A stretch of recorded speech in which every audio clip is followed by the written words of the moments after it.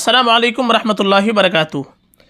ناظرین کرام، فتنہ دجال اور اس سے حفاظت کی تدابیر، یہ مضمون ہے حضرت مولانا نعمت اللہ صاحب اعظمی دامت برکاتہم العالیہ، استاد حدیث دارالعلوم دیوبند کا۔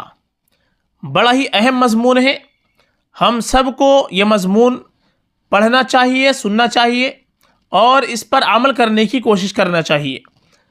مضمون آپ حضرات کو ہم پڑھ کر کے سناتے ہیں۔ الحمدللہ رب العالمین والعاقبۃ للمتقین والصلاة والسلام علی سید الانبیاء والمرسلین وعلی آلہ وصحبہ اجمعین، اما بعد۔ قیامت کے وقوع کا علم خدا کے سوا کسی کو نہیں ہے۔ قیامت کا معاملہ بڑا سنگین اور ہولناک ہوگا۔ خدائے ذوالجلال نے اپنے فضل و کرم سے قیامت کی کچھ علامات اور نشانیاں مقرر کی ہیں تاکہ لوگ اللہ کی طرف رجوع کریں اور حساب و کتاب کی تیاری کر لیں۔ صحیح بخاری میں حضرت ابو ہریرہ رضی اللہ تعالیٰ عنہ سے مروی ہے کہ رسول اللہ صلی اللہ علیہ وسلم نے فرمایا، قیامت اس وقت تک قائم نہ ہوگی جب تک کہ 30 کے قریب جھوٹ بولنے والے دجال پیدا نہ ہو جائے۔ ان میں سے ہر ایک یہ دعویٰ کرے گا کہ وہ اللہ کا رسول ہے۔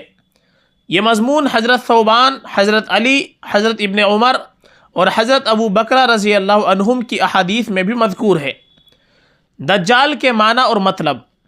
دجال کا لفظ عربی زبان میں جال ساز، ملمع ساز، فریبی، جھوٹے اور گمراہ کن شخص کے لیے استعمال ہوتا ہے، جبکہ دجل کے معنی کسی نقلی چیز پر سونے کا پانی چڑھانے کے ہیں۔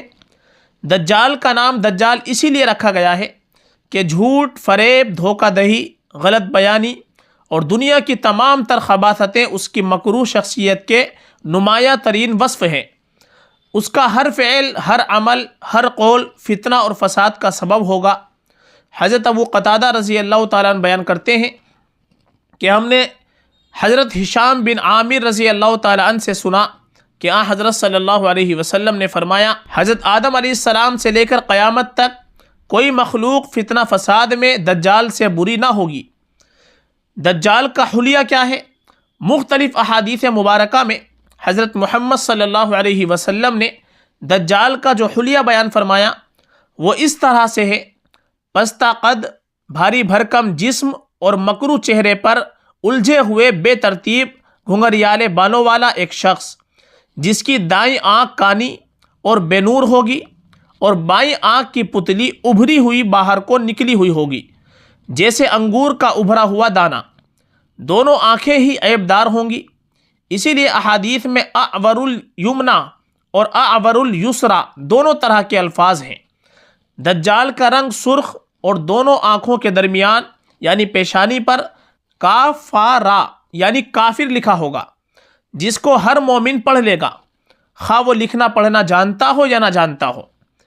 متعدد روایات سے معلوم ہوتا ہے کہ ملک شام میں لڑائی ہوگی، پھر صلح ہو جائے گی، مگر یہ صلح زیادہ دن تک باقی نہ رہے گی۔ اس کے بعد یورپ سے 9,60,000 فوجی لڑنے کے لیے آئیں گے اور مقام غوطہ میں مسلم فوجوں کے ساتھ لڑائیاں ہوں گی۔ اسی دوران دجال کا خروج اصفہان سے ہوگا۔ حضرت انس بن مالک رضی اللہ تعالیٰ عنہ سے روایت ہے کہ رسول اللہ صلی اللہ علیہ وسلم نے فرمایا، دجال اصفہان کی یہودی بستی سے ظاہر ہوگا، اس کے ساتھ 70,000 یہودی ہوں گے، انہوں نے سبز رنگ کی شالیں کندھوں پر ڈال رکھی ہوں گی۔ دجال مکہ مکرمہ اور مدینہ طیبہ بھی جانے کی کوشش کرے گا، لیکن اللہ تعالیٰ فرشتوں کے ذریعے اس کو ان دونوں مقدس شہروں میں جانے سے روک دے گا۔ نبی اکرم صلی اللہ علیہ وسلم نے فرمایا، جو دجال کی خبر سن لے وہ اس سے دور رہے۔ اللہ کی قسم، آدمی اپنے آپ کو مومن سمجھ کر اس کے پاس آئے گا اور پھر اس کے پیدا کردہ شبہات میں اس کی پیروی کرنے لگے گا۔ دجال کے قیام کی مدت۔ صحیح مسلم میں حضرت نواس بن سمعان رضی اللہ تعالیٰ عنہ کی روایت میں ہے کہ رسول اللہ صلی اللہ علیہ وسلم نے فرمایا، زمین میں اس کے رہنے کی مدت 40 دن ہوگی، ان میں سے ایک دن 1 سال کی طرح ہوگا، ایک دن 1 مہینے کی طرح ہوگا اور ایک دن 1 ہفتے کی طرح، اس کے علاوہ باقی سارے دن تمہارے دنوں کی طرح ہوں گے۔ صحابہ نے عرض کیا، اللہ کے رسول صلی اللہ علیہ وسلم، وہ دن جو 1 سال کی طرح ہوگا، کیا اس میں ہمارے لیے 1 دن کی نماز کافی ہوگی؟ فرمایا نہیں، بلکہ وقت کا اندازہ کر کے پورے سال کی نمازیں ادا کرنی ہوں گی۔ اس کی تفصیل مستقل الگ سے لکھی جائے گی۔ پھر صحابہ کرام نے عرض کیا، یا رسول اللہ صلی اللہ علیہ وسلم، وہ زمین میں کس قدر سرعت کے ساتھ سفر کرے گا؟ آپ علیہ السلام نے فرمایا، اس بادل کی طرح جس کے پیچھے ہوا لگی ہو۔ وہ ایک قوم کے پاس جائے گا، انہیں دعوت دے گا، وہ اس پر ایمان لائیں گے اور اس کی باتیں مانیں گے، تو وہ آسمان کے بادل کو حکم دے گا تو وہ پانی برسانے لگے گا۔ پھر وہ زمین کو حکم دے گا تو وہ فصلیں اگائے گی۔ شام کے اوقات میں ان کے جانور چراہ گاہوں سے واپس آئیں گے تو ان کے کوہان سب سے زیادہ اونچے اور تھن دودھ سے بہت بھرے ہوئے ہوں گے۔ پھر دجال ایک اور قوم کے پاس جائے گا اور انہیں بھی دعوت دے گا، لیکن وہ اس کی بات کو ٹھکرا دیں گے تو وہ قحط کا شکار ہو جائیں گے۔ ان کے مال مویشی میں سے کوئی چیز ان کے ہاتھ میں نہیں ہوگی۔ وہ ویران زمین کے پاس سے گزرے گا تو اس سے کہے گا کہ اپنے خزانے باہر نکال دے، چنانچہ زمین سے وہ خزانے نکل کر اس کے پیچھے اس طرح لگ جائیں گے جس طرح شہد کی مکھیاں اپنے سردار کے پیچھے ہو لیتی ہیں۔ دجال زمین میں ہر ایک شہر اور بستی میں جائے گا، لیکن وہ مکہ اور مدینہ میں داخل نہیں ہو سکے گا۔ حضرت انس بن مالک رضی اللہ تعالیٰ عنہ بیان فرماتے ہیں کہ نبی صلی اللہ علیہ وسلم نے فرمایا، مکہ مکرمہ اور مدینہ طیبہ کے علاوہ کوئی ایسا علاقہ نہیں ہوگا جسے دجال نہ رون سکے۔ مکہ اور مدینہ کے ہر راستے پر فرشتے ننگی تلواریں سونتتے ہوئے پہرا دیں گے۔ پھر مدینہ اپنے مکینوں کے ساتھ 3 مرتبہ ہلے گا تو اللہ تعالیٰ ہر کافر اور منافق کو مدینے سے نکال دے گا۔ صحیح بخاری صفحہ 1881۔ مدینہ منورہ کی طرف جانے سے پہلے یہ واقعہ بھی پیش آئے گا کہ دجال ایک نوجوان کو بلائے گا اور تلوار سے اس کے 2 ٹکڑے کر دے گا، اور دونوں ٹکڑے اس قدر فاصلے پر کر دیے جائیں گے جس قدر تیر مارنے والے اور نشانے کے درمیان فاصلہ ہوتا ہے۔ پھر وہ اسے بلائے گا تو وہ زندہ ہو کر دمکتے ہوئے چہرے کے ساتھ ہنستا ہوا آئے گا اور کہے گا کہ اب تو مجھے اور پختہ یقین ہو گیا کہ تو ہی دجال ہے۔ دجال پھر اس کو دوبارہ قتل کرنا چاہے گا، مگر اب اسے اس پر قدرت نہ ہوگی۔ مصنوعی جنت اور دوزخ۔ شیطان کی طرح اللہ تعالیٰ نے دجال کو بھی قوانین قدرت میں سے چند چیزوں سے نوازا۔ وہ جب نمودار ہوگا تو اس کے ساتھ مصنوعی جنت اور دوزخ ہوگی۔ حضرت ابو ہریرہ رضی اللہ تعالیٰ عنہ سے روایت ہے کہ رسول اللہ صلی اللہ علیہ وسلم نے فرمایا، دجال اپنے ساتھ جنت اور دوزخ کی شبیہ بھی لائے گا۔ در حقیقت جسے وہ جنت کہے گا وہ آگ ہوگی، اور جسے وہ جہنم کہے گا وہ دراصل جنت ہوگی۔ حضرت حذیفہ رضی اللہ تعالیٰ عنہ بیان کرتے ہیں، میں نے رسول اللہ صلی اللہ علیہ وسلم کو یہ فرماتے ہوئے سنا کہ جب دجال نکلے گا تو اس کے ساتھ آگ اور پانی دونوں ہوں گے، لیکن لوگوں کو جو آگ دکھائی دے گی وہ ٹھنڈا پانی ہوگا، اور جو ٹھنڈا پانی دکھائی دے گا وہ جلانے والی آگ ہوگی۔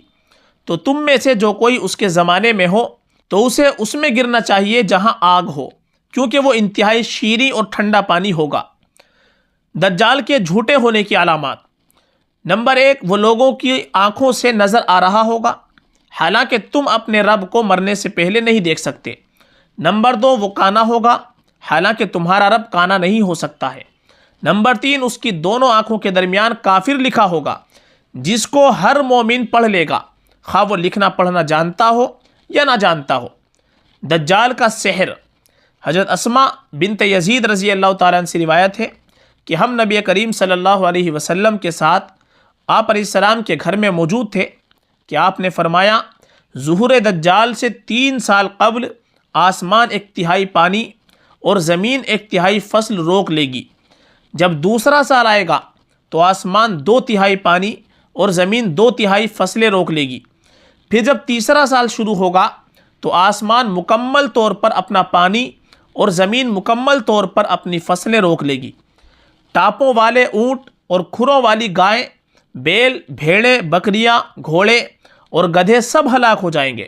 اتنے میں ادھر دجال پہنچ کر ایک دیہاتی شخص سے کہے گا، اگر میں تمہارے اونٹنیوں کو فربا اور دودھ سے بھرے تھنوں کی صورت پیدا کر کے دکھاؤں تو کیا تم مان لوگو کہ میں تمہارا رب ہوں؟ وہ کہے گا، ہاں بالکل۔ اس کے بعد شیطان اس شخص کے اونٹوں کی شکل اختیار کرے گا تو وہ شخص اس کے پیچھے لگ جائے گا۔ اسی طرح وہ دجال ایک اور شخص سے کہے گا کہ اگر تمہارے باپ، بیٹے اور تم خاندان کے جن لوگوں کو پہچانتے ہو سب کو زندہ کر دوں تو کیا تم یقین کر لو گے کہ میں تمہارا رب ہوں؟ وہ کہے گا ہاں بالکل۔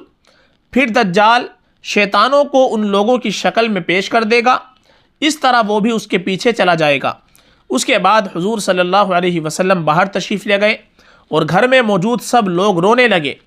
جب رسول اللہ صلی اللہ علیہ وسلم واپس تشریف لائے تو ہم سب رو رہے تھے۔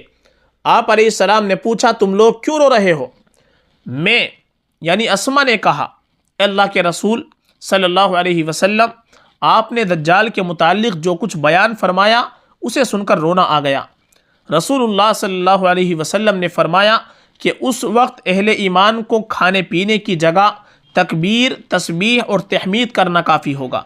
پھر آپ علیہ السلام نے فرمایا تم لوگ مت رو، کیونکہ اگر میری موجودگی میں دجال کا ظہور ہو گیا تو میں اس کا مقابلہ کر لوں گا، اور اگر میرے بعد ہوا تو ہر مسلمان کا خلیفہ اللہ تعالیٰ خود ہوگا۔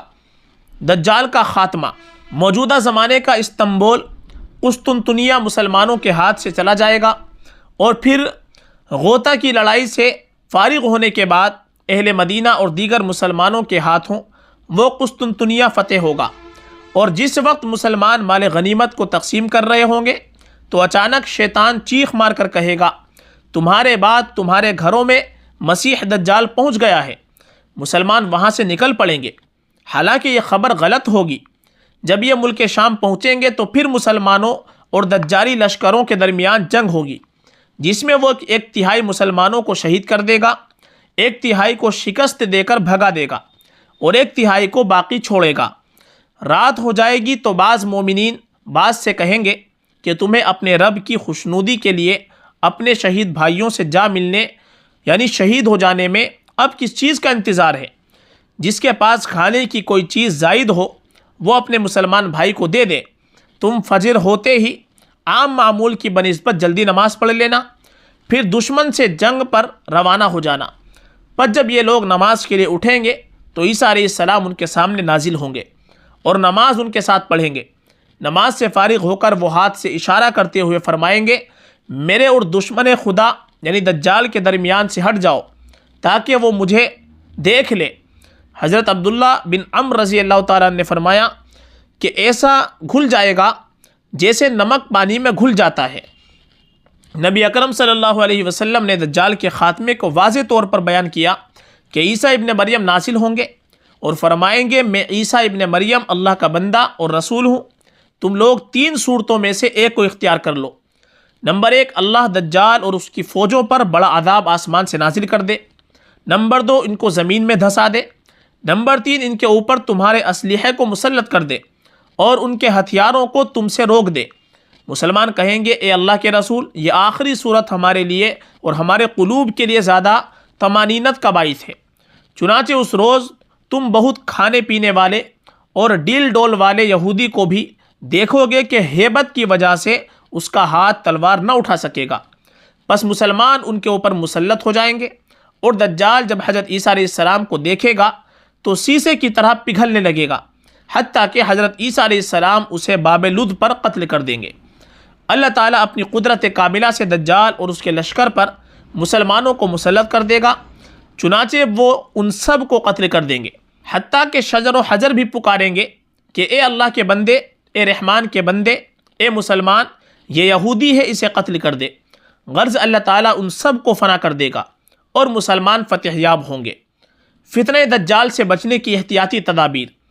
فتنہ مسیح دجال سے حفاظت کے سلسلے میں رسول اکرم صلی اللہ علیہ وسلم نے اپنی امت کو چند چیزیں ایسی بتائی ہیں جن کے اختیار کرنے سے دجال کے فتنے سے بچا جا سکتا ہے۔ دجال کے شر سے اللہ تعالیٰ کی پناہ مانگنا۔ دجال کے شر سے محفوظ رہنے کے لیے ان دعاؤں کے پڑھنے کا اہتمام کرنا جن کو رسول اللہ صلی اللہ علیہ وسلم پڑھا کرتے تھے اور اپنی امت کو ان دعاؤں کے پڑھنے کا حکم فرمایا کرتے تھے۔ حضرت ابو ہریرہ اور کئی ایک صحابہ کرام رضی اللہ عنہم اجمعین سے روایت ہے یہ دعا مانگا کرتے تھے، اللہم انی اعوذ بک من عذاب القبر واعوذ بک من فتنة المسیح الدجال واعوذ بک من فتنة المحیا و فتنة الممات۔ صحیح مسلم میں حضرت ابو ہریرہ رضی اللہ تعالیٰ عنہ سے روایت ہے کہ رسول اللہ صلی اللہ علیہ وسلم نے فرمایا، جب تم تشہد سے فارغ ہو جاؤ تو 4 چیزوں سے پناہ مانگو: جہنم کے عذاب سے، قبر کے عذاب سے، زندگی اور موت کی آزمائش سے، اور مسیح دجال کے شر سے۔ حضرت عائشہ صدیقہ رضی اللہ تعالیٰ عنہ فرماتی ہیں کہ رسول اللہ صلی اللہ علیہ وسلم یہ دعا فرمایا کرتے تھے: اے اللہ، میں قبر کے عذاب سے، دوزخ کے عذاب سے، زندگی اور موت کے عذاب سے اور کانے دجال کے فتنے سے تیری پناہ چاہتا ہوں۔ حضرت عائشہ صدیقہ رضی اللہ عنہ فرماتی ہیں کہ میں نے رسول اللہ صلی اللہ علیہ وسلم کو اپنی نمازوں میں دجال کے فتنے سے پناہ مانگتے ہوئے سنا۔ نمبر 2، سورہ کہف کی ابتدائی 10 آیتوں کو یاد کرنا اور پڑھنے کا معمول بنا لینا۔ دجال کے فتنوں سے جو محفوظ رہنا چاہتا ہو اس کو چاہیے کہ سورہ کہف کی ابتدائی یا آخری 10 آیات کی تلاوت کرے۔ اس کی تلاوت دجال کے فتنے میں مبتلا ہونے سے بچا لیتی ہے۔ حضرت ابو درداء رضی اللہ تعالیٰ عنہ سے روایت ہے کہ حضرت صلی اللہ علیہ وسلم نے فرمایا، جس مسلمان نے سورہ کہف کی پہلی 10 آیات حفظ کر لی وہ دجال کے فتنے سے محفوظ کر لیا گیا۔ نمبر 3، دجال سے دور رہنا۔ دجال سے جتنا دور رہنا ممکن ہو دور رہا جائے۔ حضرت عمران بن حسین رضی اللہ تعالیٰ عنہ سے روایت ہے کہ رسول اللہ صلی اللہ علیہ وسلم نے فرمایا کہ جو شخص دجال کے بارے میں سنے اس کو اس سے دور رہنا چاہیے۔ اللہ کی قسم، مومن یہ خیال کر کے اس کے پاس آئے گا کہ وہ تو مومن ہے، دجال کے فتنے سے بچ جائے گا، لیکن دجال کے ساتھ کی چیزوں کو دیکھ کر اس کی اتباع کر بیٹھے گا۔ دجال کی جنت سے بچنا۔ دجال کے ساتھ جو جنت کی شکل ہوگی اس سے بچے، اور جو آگ کی شکل ہوگی اسی میں جانے کو اختیار کرے، کیونکہ جو آگ ہے وہی در حقیقت جنت ہے۔ حضرت حذیفہ رضی اللہ تعالیٰ عنہ سے روایت ہے کہ رسول اللہ صلی اللہ علیہ وسلم نے فرمایا، دجال کے ساتھ 2 چلتے ہوئے دریا ہوں گے، دونوں میں سے ایک بظاہر سفید رنگ کا پانی ہوگا اور دوسرا بظاہر بھڑکتی ہوئی آگ ہوگی۔ اگر کوئی شخص اس کو پالے تو اس دریا کی طرف آئے جسے وہ آگ کی طرح دیکھ رہا ہے، اور اپنی آنکھ بند کرے، پھر اپنا سر جھکائے اور اس میں سے پیے تو وہ ٹھنڈا پانی ہوگا۔ اللہ تعالیٰ تمام ایمان والوں کی فتنہ دجال سے حفاظت فرمائے، آمین یا رب العالمین۔ حضرت مولانا نعمت اللہ اعظمی، دارالعلوم دیوبند۔